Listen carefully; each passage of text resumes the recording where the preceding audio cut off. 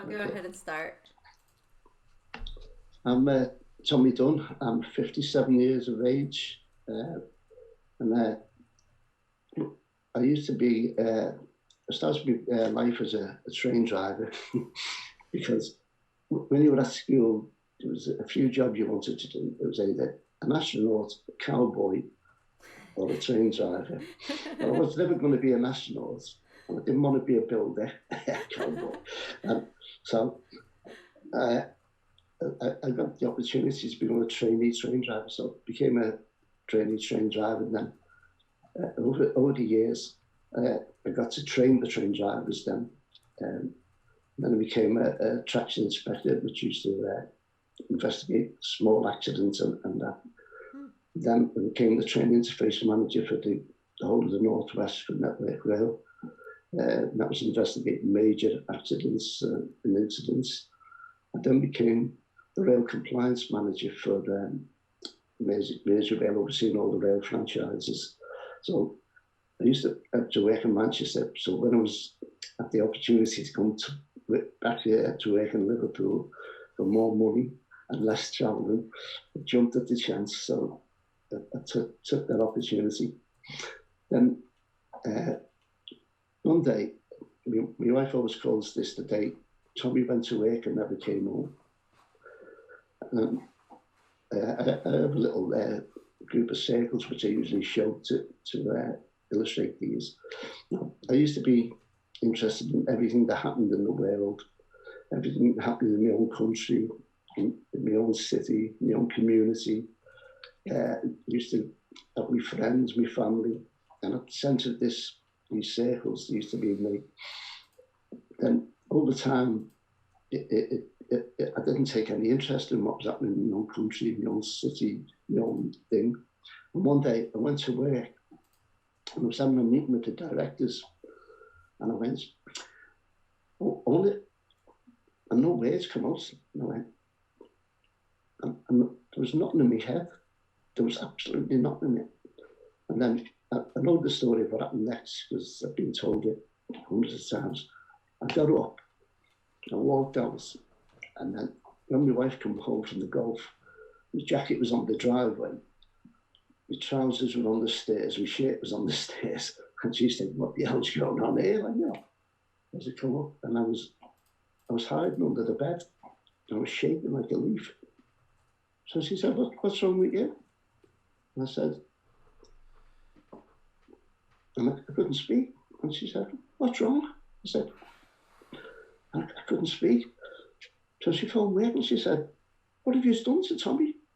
He said, "We don't know." He said he just got up and walked out. And that's how I knew I'd walked out. So she phoned the doctor, and the doctor came out and said, "What's wrong?" And I went, so the doctor said to me, "What's happened?" So I said, "Well, apparently he was at work and he just got up and walked out, and he's come home and he's like," the doctor said, he's just shut down. He's literally just shut down. So they started giving me antidepressants, like, and work was phoning up the next day saying to my wife, "Can Tommy come into work today?" She said, "No, he's been put off for a week." So they phoned up the next day and said, "Can Tommy come into work?" She said, "No." And he kept phoning up. So my wife got in touch with the doctor, and the doctor sent them a letter saying, "You're exasperating this man's condition." So he stopped straight away then. So then it was about a month of this, and I wasn't any better. So the doctor said, "You need to go and see a psychologist." So I went to see a psychologist. See the psychologist for about 5 months. It wasn't getting any better at all. So then the psychologist said, "You need to go and see a psychiatrist." I went to see the psychiatrist, and I've seen her for about a month. And then she said to my wife, "He's got bipolar." And my wife said, "He hasn't got bipolar." So she said, God. "He has." She said, "He hasn't." I said, "No, he hasn't got bipolar." So anyway, they started putting you on lithium tablets, and then they kept increasing the dose, and I was like a zombie. I used to sleep for 14 hours a day, get up, then get on the couch and sleep the rest. And then my wife kept saying, he hasn't got bipolar. I know he hasn't got bipolar. And she kept fighting. So it was about 6 months before I got to see another psychiatrist, the top psychiatrist in Liverpool. So he said, we'll have to wean you off the tablets, and then we'll do some SPECT scans and brain scans on you, and some psychological tests. So to wean you off the tablets, which was fun. How long had you been on them? Well, it must be about 9 months, 10 months. Oh, wow. But it was on the highest dose you could take. So it was like an absolute zombie. And then you're coming back into the real world. So, you have terrible nightmares and the withdrawal systems and all that. And then I went to get the brain scans, the SPECT scans. And then it was on the 19th of December 2011. The dates I'll never forget. It was our wedding anniversary, you can say. So, Dr. Barnes came to the house and he said, Dr. Barnes came to the house and he said, I have some good news for you and I have some bad news for you. I said, oh. So I said, well, give us the good news then. And he went there. He said, the good news is you haven't got bipolar. And I went, and my wife said, I knew he didn't. He said, the bad news is you've got young onset dementia, Alzheimer's. Well, I've never, ever felt fear like it in my life. I thought, oh my God, my life's over. I'm going to be put in a home now. I thought, so this is what the end of your life is actually like. I thought, how come I can still think? I thought, it didn't make sense to me that I could still think. And then he says, he gives a prescription and says, get them tablets that are accept for the Alzheimer's. They said they don't cure it, they don't slow it down, but they said it'll help with the signals, electrical signals in the brain. So I did that. So sitting there was just completely numb, really numb. So I said, oh, never mind, we'll get through this. Then she said, God, how are we going to tell that? My son must be about 30, 34 then, or my daughter was about 24. So they told them, my daughter said that, well, it took her about 2 years to actually believe that I got it. And she still finds it weird that I can still talk nowadays, because the media's portrayed these people with dementia as old, sitting around the wall in a home. But the thing I found about getting a diagnosis of dementia was, when you're given a diagnosis of dementia, they give you the diagnosis and you put it in one hand, and you're given this superpower in another hand. So I thought, what's this superpower? So I found out what that was one day, because I was sitting in the house for about 2 months, never crossed the door. And my wife said to me one day, oh, come on, I'm fed up with this. Come back up to the golf. And I said, oh, no, I'm not going in the clubhouse. I don't want to see anyone. So she said, well, we'll just have a game of golf, see how you feel. So I had a game of golf, and I was surprised I could still play good. I thought, oh. So I then did that for a few times, and then one day she said, come in the clubhouse. And there was a big function on. So I went in, and everyone who hadn't seen come across, hi, Tom, how you doing? And my wife hadn't told anyone. So they said, why have you been up? I said, well, I've just been diagnosed with Alzheimer's. And that's what I found out what the superpower was. Because as soon as I told people that I had Alzheimer's, they stopped talking to me, but they started talking about me, over me, and around me. And it was just like, it was just a weird feeling that everyone had just, as if they could catch it off you. And that's when I actually found out what it's actually like to be lonely. Because although I was in the house on my own, I never ever felt lonely. I never feel lonely with my own company. But because I was in a room full of people who never spoke to you, and that was the loneliest place on earth. It really was the loneliest place on earth, because you just felt ostracized from people. So I was doing this for a few months, and then I got a letter to go to a post-diagnostic group at Musty Hill. So I went to the post-diagnostic group, and there was 8 people with dementia in there, and there was 8 carers with them, including my wife. And the last 7 weeks, the course, 1 day a week. And during that 7 days, the people that were doing the course never spoke to the people with dementia. They spoke to the carer, and they give them reams and reams of papers about, this is it. And because, but when you're given a diagnosis, first thing you do is you go on the internet, and it says a person with dementia usually died within 8 to 12 years after being given a diagnosis. Lucky enough, because people aren't getting diagnosed till it's too late on the later stages. So, but I was on the last day of this post-diagnostic group, and Jill Pendleton, who's a manager at Musty Hill, she came in and she said, it's going to be the year of action on dementia next year. She said, we'd like a service user to go on the group, a service user being a person with dementia. So my wife said, Tommy will do it. And I looked at it, and she'd have been on a galloping horse. That galloping horse would have come to a shuddering halt because, what are you doing? I can't talk. So she said, you'll be all right. So I go to this, couldn't sleep the night before, I went to this group and go in, and there's about 40 people around this big table over there. They start introducing themselves.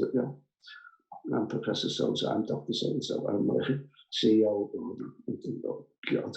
Well, creeping Dutch coming around to me. So I said, Tommy Dunne, service user. You'll see a few people up over the glasses. Service user? What's a service user doing here? So that was in 2012. Because the year of action on dementia is 2013. And I know it was 2012 because I've been diagnosed in 2011, the December, so the post-diagnostic in 2012. So I went to this meeting, and they started talking about what it's like for people with dementia. They can't do this. And I remember thinking, that's not what it's like at all. I said, I just don't think. But I hadn't thought it, I'd said it out loud. So then they said, did you say something? So now everyone's looking at me. So now I'm at the crossroads in my life. I can either say, oh, no, sorry. Or say, no, what you're saying is wrong. So I said, what you're saying is wrong. So you can see the world out. So I told them what it was like. And then every meeting I went to, they asked my opinion first before they said. So it was great then. And so I started getting my confidence back again. So then it was coming towards the end of 2012, and it was the launch of the Year of Action on Dementia was next 2013. So they said, we're going to launch it at the Florence Institute. Would you do a little talk to the people there? And I said, yeah, about what it's like to live with dementia. I said, yeah, sure. Felt confidence enough to do it then. He said, oh, by the way, Prince Charles will be there. So we goes and we do this. And at the end, we thought, we'll get some good publicity at the end because we're going outside to get some photographs and that. But there was an old pub across the road, real old. It must have been the scruffiest pub you could ever imagine. And all the fellas were outside, having a drink, because the superstar, Prince Charles there. So one of them shouts across, hey, Charlie, come and have a pint. And he did. He walked across the road and he had a half a Guinness. Well, of course, the newspapers said, boom, boom, boom, flash, flash, flash, flash. So the headline in the Liverpool Echo and all the papers was, Charles, man of the people. And just under the footnote at the bottom, there was, oh, by the way, it's the Year of Action on Dementia. So we got no publicity of that. But lucky enough, at the meeting, there was Chris Clark and Henry Mooney from Everton Pass On the Memories group there. And they said, we're from Everton Football Club, and it's a club I support, you know. So they said, we just started a group up for people with dementia called Pass On the Memories. Would you come and do a little tour to our group? I said, yeah. So I went, and there was only 7 people at the group at the time. So we did the tour to that. No. So then they said, you want to come every week? You know, a chance to talk to my peers, and I was made up. So we went and did that. Now that group has over 250 people in it. You know, yeah, that's how it's grown. But at that group, after about 6 months, Henry Mooney said, will you come and do a talk at the museum in town? So I said, yeah. So I went down and did a talk in town. And then he said, would you come and do a talk to the FA in Lancaster Gate? So I was able to get back onto my city. So the whole rail started, my circle started growing out again. And then Jill Pendleton said, will you come and do a talk in Holland with us? So we did this big conference there in Holland. It was just great. But the most important groups I go to now, she said, what would you change in you know, we've talked about the year? And I said, well, I would have had a person with dementia going and talking to the post-diagnostic group. I said, because I'd have loved someone to have stood there and said to me, everything's going to be all right, you know. So she said, would you do that with our groups? I said, of course I will. So I went and did the first group, and I said, you know, a year ago, I was sitting in that chair, you know, and I thought my life was over, and I never thought I'd be able to contribute to society again. But I've done this, and I've done what I've done. And I said, next year I want one of you to be standing here and talking to a group, and I want the others to be talking to other groups. And then at the end of that talk, one of the fellows said, who got dementia, he said, you've given me hope. He said, you have actually given me hope. He said, I had no hope, you've given me hope. And I thought, you know, I've got to do more. I've got to do more. So that's why we give free training at the Liverpool airport, because if you've ever been through an airport, it's one of the most stressful things in your life to ever go through. So what they've introduced there now is called the butterfly system, and to give you the lanyard, to bring on that lanyard with sunflowers on, like, and all the staff, we've trained them now, and they recognise that lanyard as a person with a hidden disability. They don't ask you what it is, and they just fast track you through security and everything and onto the plane. And it was great when I come back from holiday. I forgot I had the lanyard on because I put it on when I was coming home, and got in the big queue, and the security guy said, excuse me, he said, took us right through. And when I got to there was going to meet my brother in Alicante, even the Spanish people over there went, Senor, you don't have to queue up. I was all made up. So that was one of the good parts about having dementia. And then in 2016, I was given the British Empire Medal for my work for people in dementia. So that was a proud moment for my family.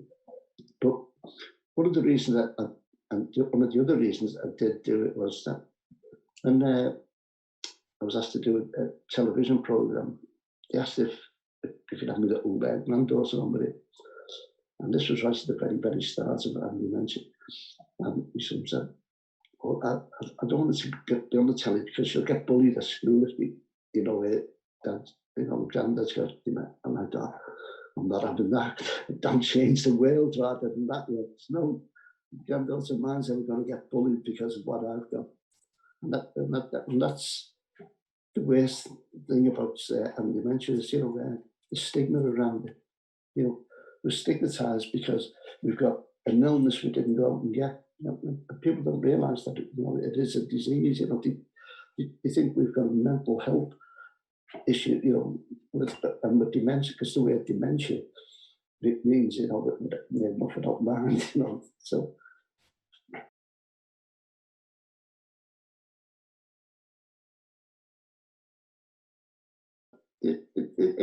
it happens with people with all disability. You'll notice that uh, if someone's in a wheelchair, people will talk to the chair rather than the person.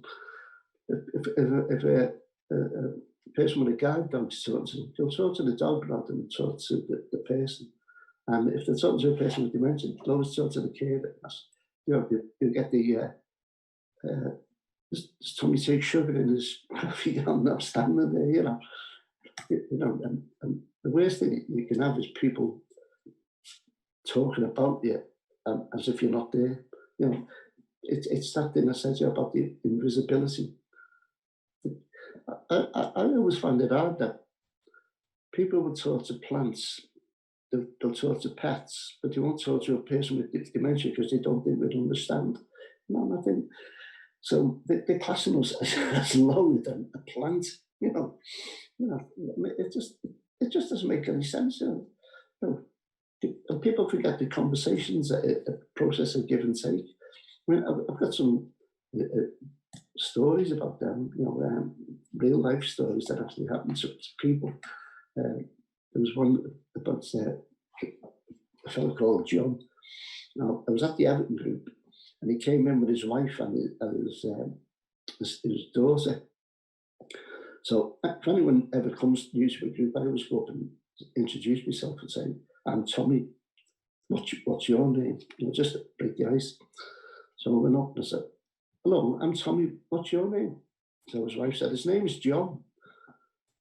So I'm looking at him all the time now. I don't take my eyes off him.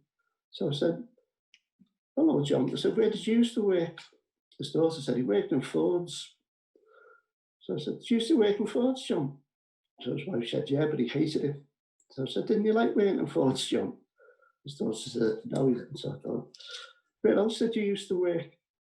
Because I know he was old enough to work before Ford's was up. So his wife said, "He was a cobbler." I said, "You were a cobbler, John?" And his daughter said, "Yeah, he was." I said, "Where were you cobbling?" So his wife said, "On the corner of Beach Street." And I said, "Oh, I used to pass that going to school." I said, "Did you used to sit in the window?" Because the cobblers used to sit in the window. And his daughter said, "Yeah, they used to be in the window." So I said, "What type of shoes did you used to make?" And then he said something which really threw me. He said, "I made clogs." And I'm thinking, wooden clogs, from Holland. That's clogs. I said, "How do you make clogs?" Because I'm thinking, and he said, "Well, you get the leather and then you put it on the last." And he described how you make these leather clogs, because apparently they wear them all in Wigan, the leather clogs. And I thought, wow. So his wife looked at him and said, "He never speaks." And I felt like saying, you never give him the chance. Now, what that was is the family are not comfortable with silence, and they're trying to protect the person. So because when we're asked the question, we just take a little bit of time to process it, and then the answer's got to come. And by the time that there's that pregnant pause, and the family were comfortable with that, so they got that used to answering for him. So then he come and sat by us, and then we said to the kids, "Come and sit over there," like that. So we started on a little talk, and he was quite conversant. And then the week after, they brought him, and he said, Henry said, "You can leave him here, and you can go and do some shopping." So they left him with us, and he went, "Thank God they've gone. I never get a word in."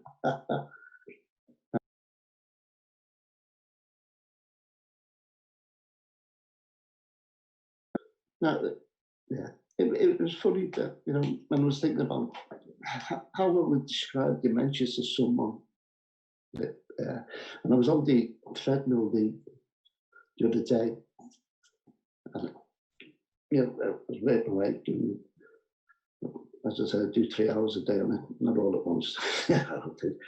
But I was doing it, and then I'm looking at the wall, and I thought, this is exactly what it's like to have dementia. I said, I'm looking ahead, and I can't see any future in there. I can't see anything.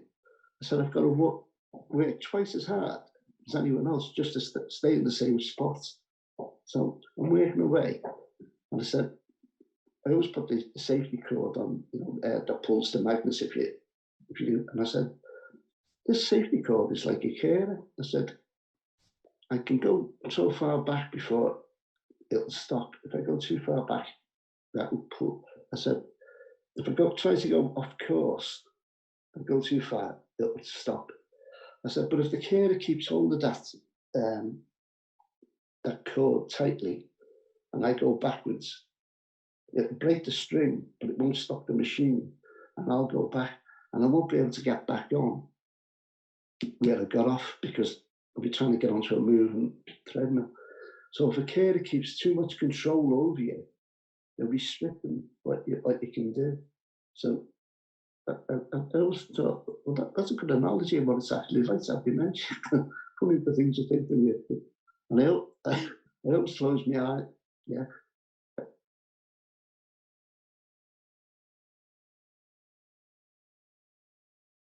It's actually going to be a good thing, this social isolation, because people will actually get to see what it's actually like to have dementia, because they've never appreciated what social isolation is. To be told when you can go out, where you can go out, and what you can do when you go out, and that's exactly what it's like for us every single day. Social, we're actually better equipped for lockdown than most people, because we've been socially isolated. We've been restricted in what we can do all the time. So people will actually see it. I'm just going to see if I can get the in here. I'm hoping this will be there for you. If not, I'll just keep talking.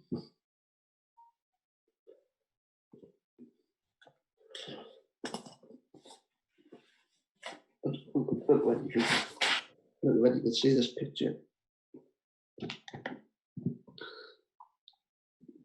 this is an actual picture. This is an actual picture of a hotel carpet up in Scotland, and so to walk on that, it's horrible. It's absolutely horrible. Yeah, this would be better for me. Get this going. Wow, that is totally disorienting. Yeah, and that's why we fall over, because Wow. we trip up on it. It's a horrible, horrible thing. It's another. Wow. I don't know why. I don't know what it's like. This is me opening the train door. Okay, so nothing wrong with that. But that's the reality of it. There's a platform in between it. So people with dementia fall off platforms because they see that. You see that. And the reality is that. The focus is. The focus, our perception of depth is completely different to what other people's is. So it's a weird thing.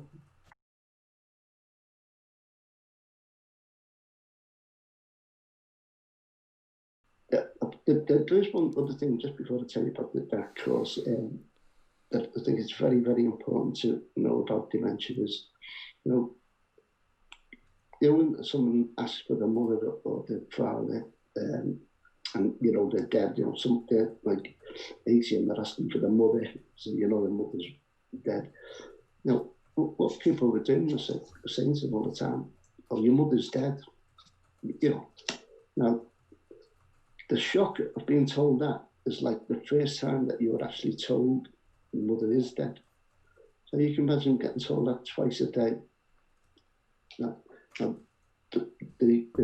reason why you feel bad looking away, but the feeling will be there because our emotions are always there, because our emotions are stored in the separate parts of our brain. The emotions don't get touched. So you'll always have this dead sad feeling and you won't know why, and then you'll ask for your mother again and they'll say your mother's dead, and then you'll get all that grief again, and that's getting stored, and more grief is just getting bad. So I would say to people, why don't you just say, where do you think she is? And it just, they might say, just say, well, do you think she might have gone to the shop? Oh, yeah. And you've just, deflected rather than just saying, you're dead. Right. It's a horrible feeling to get told, so.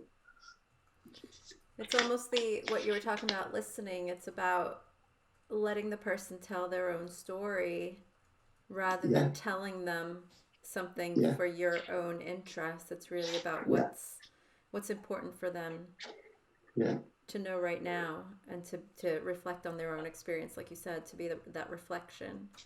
I think that's something that we talk about in the clinical psychology course is how to manage those situations. I think the most important thing to do is get across that it's your cognitive skills that are getting affected more than your spatial awareness, and the other thing is social behaviour. People think you start swearing or something just because you want to. People don't realise that they got no control over that part of the behaviour. That they can do it. And a diagnosis of dementia does have a big impact on a person's life. You're going to experience it. I know what I did, experience grief, loss, anger, shock, fear, disbelief. And my wife even felt relief because I didn't have bipolar. There was good news and bad news. But a diagnosis of dementia usually triggers depression and anxiety. You're being told you have a terminal illness. There's no hope. There's no cure. Your independence is taken away. Your job's taken away. Take your driving license away. You lose your friends. You find out who your true friends are like. And you wake up every morning and pray that it's just a nightmare you've had. But unfortunately, it's not. And the uncertainty of the future. What I do now, I live in the here and now because I can do something about the here and now.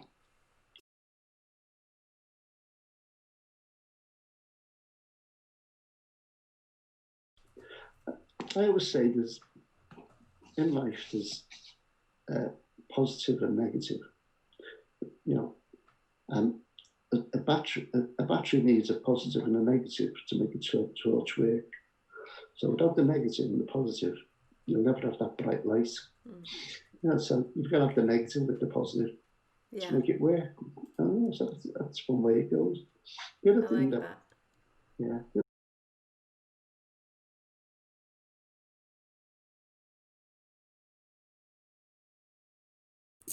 Sorry, what was the 4 things that you were planning to do with the trainees?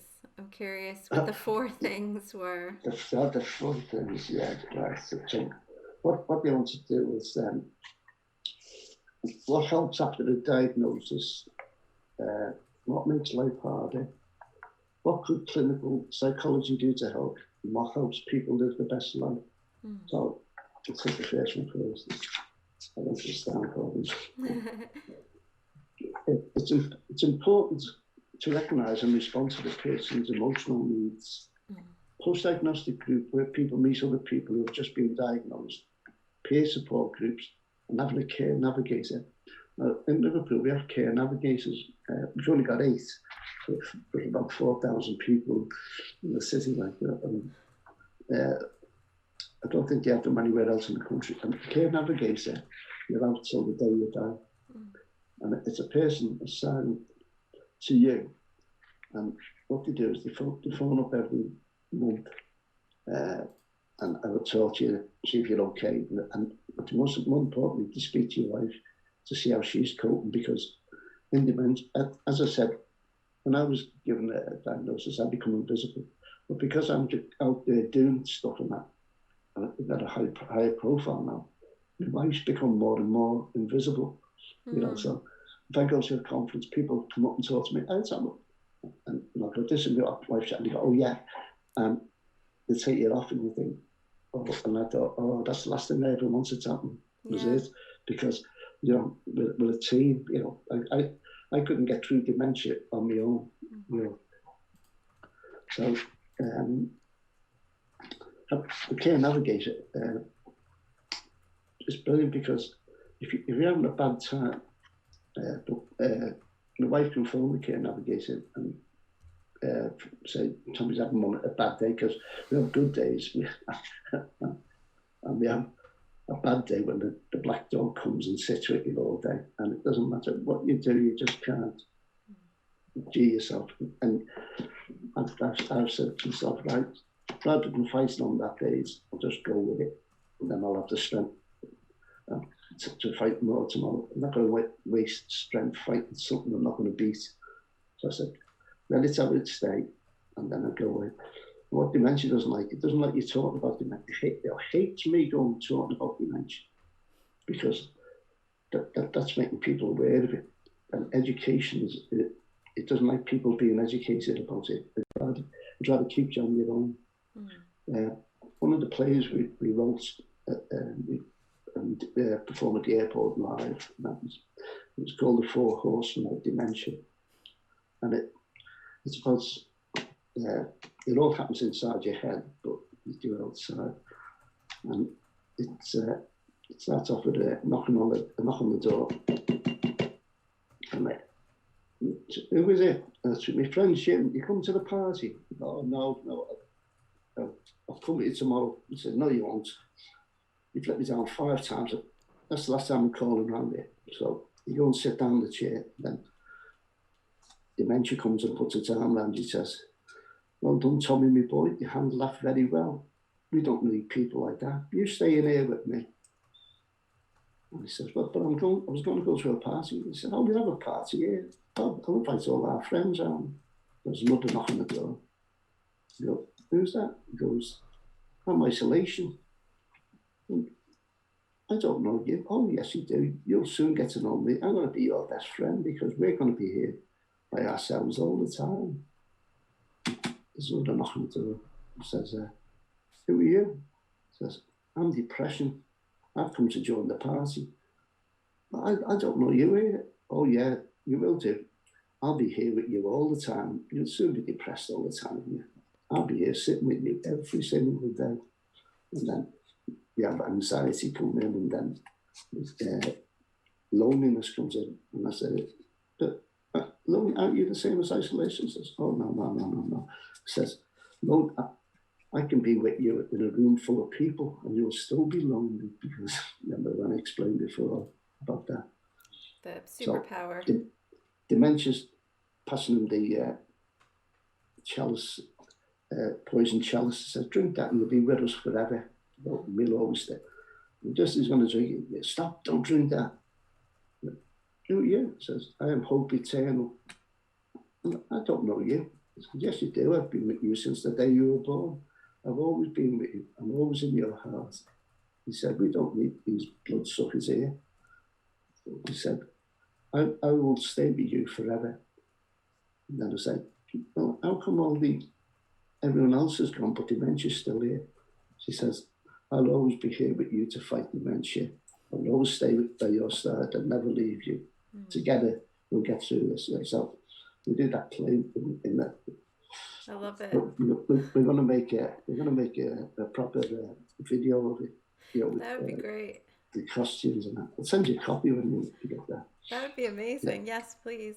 I mean, there's a lot of creative things that have come out of, distress or, during this time. So after your training session with the clinical psychology trainees, they came up with something creative as well.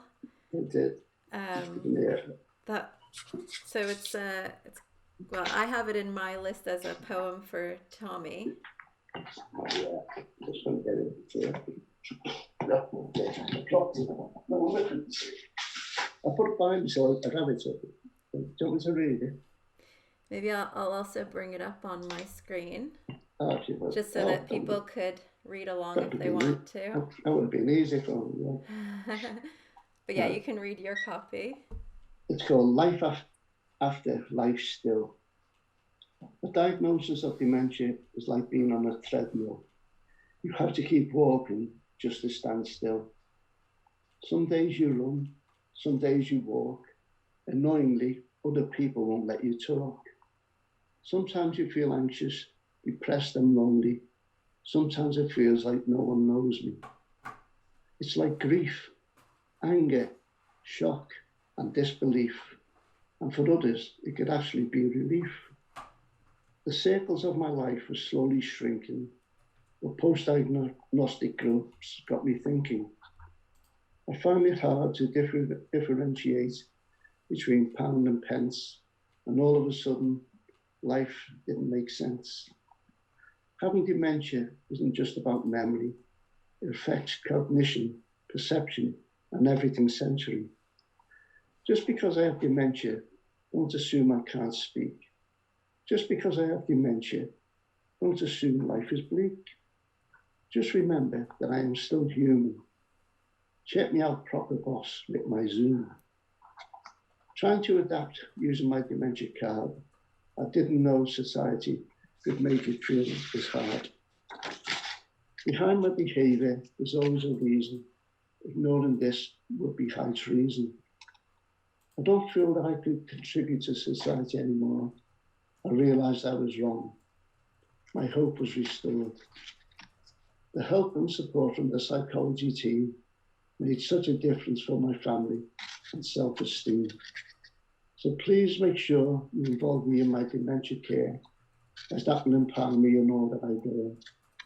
Life after diagnosis felt dark and not right.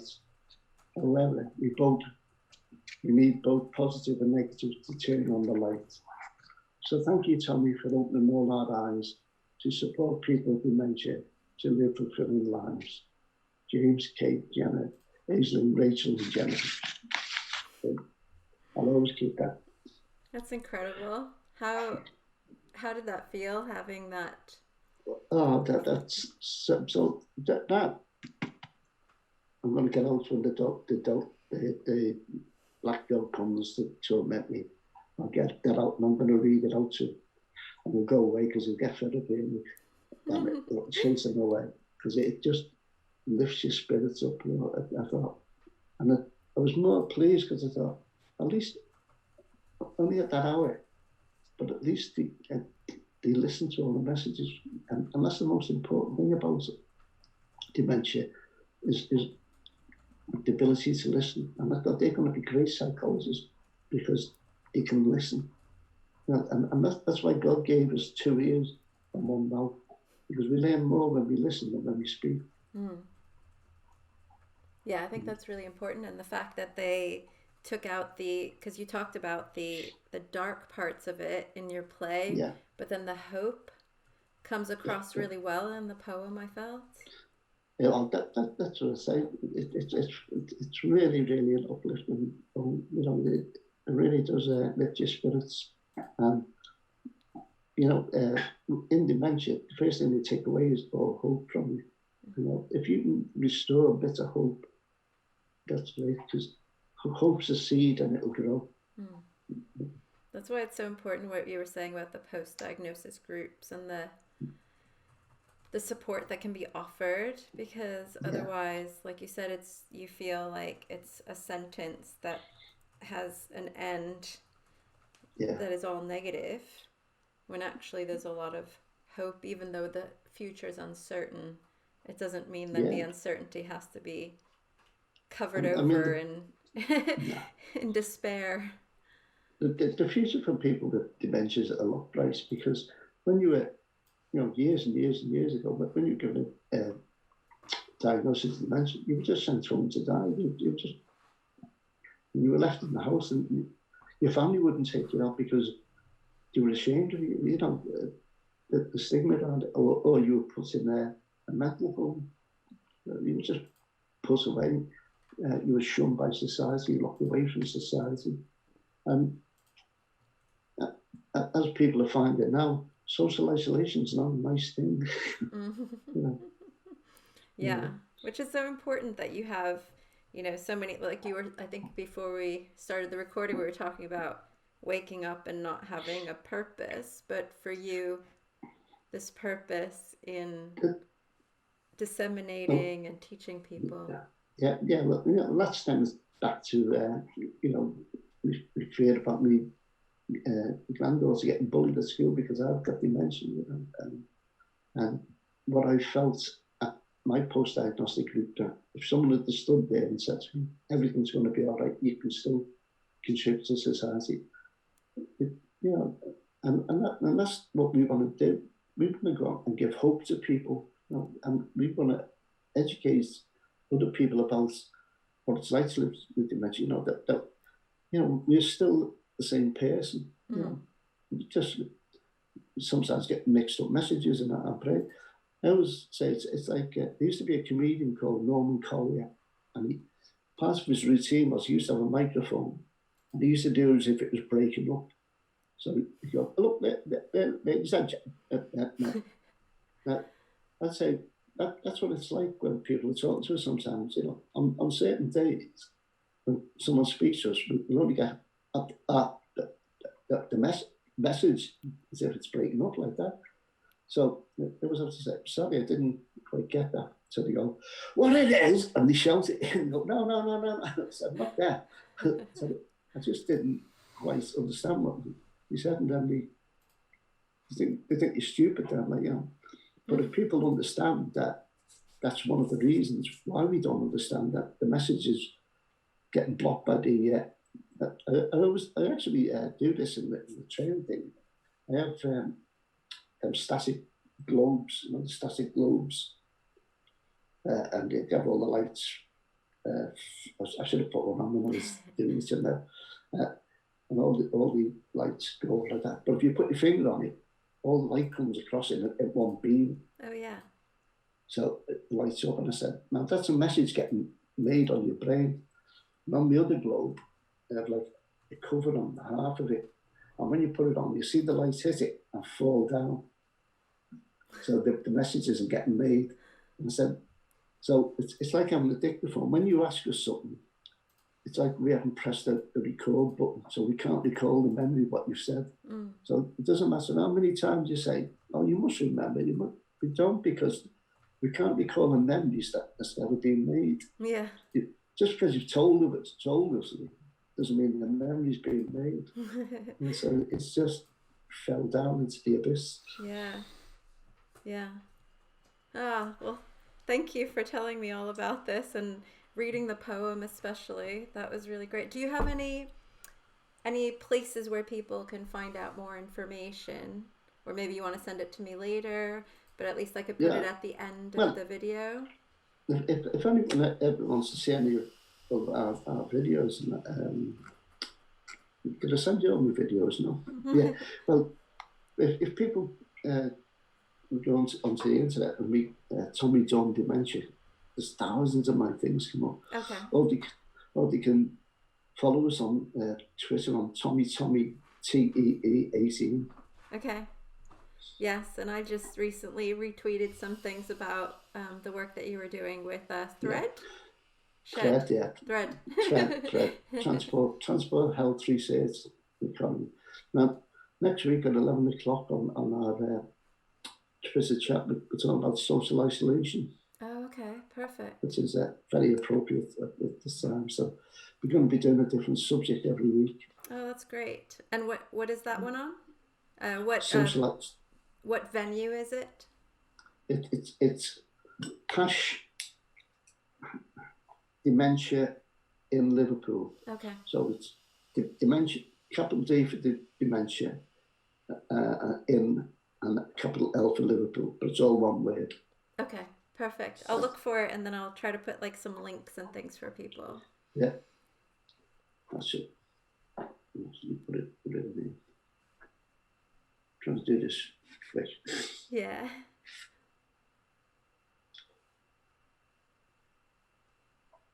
So the one thing that I've lost is all my numeral skills. I can't do numerals. Oh, that's very good. Thank you. Yeah. Okay, perfect. Okay. Thank you for that. It was You're good welcome. talking to you. God, that flew over, didn't it?